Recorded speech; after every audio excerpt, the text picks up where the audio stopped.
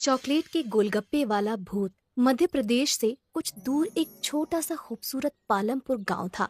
वहाँ छोटी छोटी नदियाँ थी, तरह तरह के पहाड़ थे और प्रकृति का बहुत खूबसूरत रूप यहाँ देखने को मिलता था। लेकिन इन सब के बावजूद पालमपुर की सबसे मजेदार चीज वहाँ हर साल लगने वाला बसंत का मेला था। कहते हैं कि पालमपुर में लगने वाला मेला इतना बड़ा होता था कि कोई भी उसे एक दिन में पूरा नहीं घूम सकता था। उस मेले में गांव वाले तरह तरह के खिलौने, कई तरह की मिठाइयाँ, न जाने कितने किस्म के खेल और अलग अलग तरह की खाने पीने वाली चीजों का ठेला लगाते थे। और इन ठेलों में से एक सबसे मशहूर ठेला था सुरेश चाट भंडार। चार पहियों के इस ठेले पर सुरेश चाट पापड़ी, टिक्की और गोलगप्पे बेचता था। लेकिन बाकी सभी चीजों से ज्यादा लोगों को सुरेश के गोलगप्पे पसंद थे। मेले में हर रोज सुरेश ठेला भर कर गोलगप्पे लेकर जाता था, लेकिन शाम होने से पहले ही उसके सारे गोलगप्पे बिक जाते थे। काफी बड़े बड़े लोग सुरेश को हराने की कोशिश कर चुके थे, लेकिन कोई भी उसे हरा ना सका, क्योंकि उसके गोलगप्पों की बात ही अलग थी। सुरेश के साथ उसका एक 12 साल का बेटा माधव और एक 16 साल का लड़का रोनित रहता था। रोनित सुरेश का बेटा नहीं था, पर पिछले साल एक दुर्घटना में अपनी बीवी को खो देने के बाद सुरेश ने अपना हाथ बटाने के लिए रोनित को साथ रख लिया था। रोनित अनाथ था। मेले में सिर्फ एक दिन बाकी रह गया था।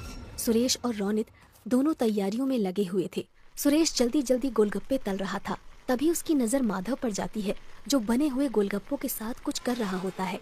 माधव बड़ा ही चंचल होता है। वो गोलगप्पों में कभी कुछ मिला देता तो कभी कुछ। माधव को देखकर सुरेश कहता है, अरे मेरे साइंटिस्ट अब क्या कर रहा है गोलगप्पों के साथ? 1 मिनट पापा।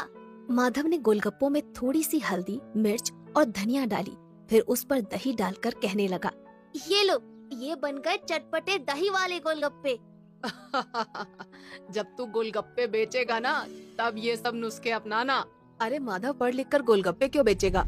क्यों, क्या खराबी है? काम इंसान को छोटा बड़ा नहीं बनाता, बल्कि इंसान काम को छोटा बड़ा बनाता है। अच्छा, मतलब ये गोलगप्पों में मिर्च धनिया भरकर बड़ा इंसान बन जाएगा? क्या पता बन जाए। तुम्हें पता है माधव जिस उम्र में है, उस उम्र में एक इंसान का दिमाग सबसे ज्यादा तेज होता है। वो ये सब बातें कर ही रहे होते हैं कि तभी माधव चिल्लाता है, ये देखिए पिताजी, मिट्टी के गोलगप्पे। ये देखकर रोनित हंसने लगता है और कहता है, अगर गोलगप्पे में मिट्टी मिला देना दिमाग है, तो अच्छा है मेरे में कम दिमाग है। अच्छा चुप रहो, वो हरी वाली पोटली लाकर इस पानी में मिला दो। मैं बाहर काम से जा रहा हूँ, आते हुए रात को देर हो जाएगी। ये कहकर सुरेश वहाँ से चला जाता है और रोनित पोटली के पास चला जाता है। वहाँ 2 रंग की पोटलियाँ होती हैं, एक लाल और एक हरी। रोनित गलती से हरी की जगह लाल वाली पोटली उसमें मिला देता है। तभी उसे बाहर से कुछ आवाज आती है और रोनित बिना पानी को देखे ही बाहर चला जाता है। उसने ध्यान ही नहीं दिया कि पानी का रंग हरे की जगह काला हो गया था। रात को जब सुरेश घर वापस आता है तो देखता है कि माधव अपने बिस्तर पर सो रहा होता है, पर रोनित घर में कहीं नहीं होता। सुरेश को लगता है कि वो काम खत्म करके अपने दोस्तों के साथ खेलने चला गया होगा। रात को सोने से पहले वो निश्चय करता है कि कल की तैयारी का सारा सामान देखकर सो जाएगा। वो चाट पापड़ी देखता है, जो कि बिल्कुल ठीक होती है। गोलगप्पे भी अच्छे ही दिख रहे होते हैं। फिर वो पानी के ड्रम से ढक्कन हटाता है और देखता है कि पानी भी देखने में बिल्कुल ठीक लग रहा है। उसका रंग भी आम तौर की तरह हरा ही है। सुरेश चैन की सांस लेता है और सो जाता है। अगले दिन सुबह सुबह सुरेश मेले में अपना ठेला लेकर पहुंच जाता है। सुरेश काफी थका हुआ था, क्योंकि रोनित अभी तक वापस नहीं आया था, इसलिए उसे अकेले ही सारा सामान ठेले पर लाद कर मेले में आना पड़ा। वो रोनित से गुस्सा भी था और उसे उसकी फिक्र भी हो रही थी। मेले में खड़ा सुरेश रोनित के बारे में सोच ही रहा था कि उसको एक आवाज आती है, भैया गोलगप्पे दो ना। जी देता हूँ। भैया जैसे पिछली बार खिलाए थे ना, तीखे वाले, वैसे ही देना। सुरेश ने उन्हें गोलगप्पे खिलाए। गोलगप्पे मुंह में रखते ही लड़की ने वापस बाहर निकाल दिया और कहा, ये क्या वाहियात गोलगप्पे हैं। सुरेश चौंक गया। लड़की ये कहकर वहाँ से चली गई और सुरेश ने एक गोलगप्पे में पानी भरकर अपने मुंह में रखा। उसने फौरन उसे बाहर निकाल दिया, क्योंकि गोलगप्पे का स्वाद सचमुच बहुत खराब था। जल्द ही ये खबर पूरे मेले में फैल गई और कोई भी सुरेश से गोलगप्पे लेने नहीं आया। शाम तक एक भी गोलगप्पा नहीं बिका और परेशान होकर सुरेश वापस जाने लगा। वो अपना ठेला खींचता है और वापस जा रहा था कि उसने देखा कि मेले में एक नई दुकान लगी है, जहाँ काफी भीड़ है। उसने पास जाकर देखा तो एक नई कंपनी गोलगप्पे बेच रही थी और लोगों की भीड़ वो गोलगप्पे खा रही थी। सुरेश इधर उधर नजर दौड़ा ही रहा था कि उसने देखा कि गोलगप्पे रौनित बेच रहा था। सुरेश समझ गया कि ये वही कंपनी है जो सुरेश को काम पर रखना चाहती थी, पर सुरेश के मना कर देने पर उन्होंने रौनित को पटाकर उसका काम खराब कर दिया। सुरेश कुछ नहीं बोला, उसने अपना ठेला लिया और चलने लगा। उसे इस बात का दुख नहीं था कि उसके गोलगप्पे नहीं बिके, पर इस बात का ज्यादा दुख था कि जिस रौनित को उसने अपने बच्चे की तरह पाला, उसने उसे धोखा दे दिया। यही सोचते सोचते वो घर पहुंच गया। उसे देखते ही माधव बहुत खुश हुआ और बोला, पापा आप इतनी जल्दी आ गए और सारे गोलगप्पे वापस क्यों ले आए? वो बेटा, पता है मुझे, आप इसलिए लाए ना ताकि मैं नए गोलगप्पे बना सकूं। सुरेश ने मुस्कुराकर कहा। हाँ हाँ बेटा, जाओ नए गोलगप्पे बनाओ।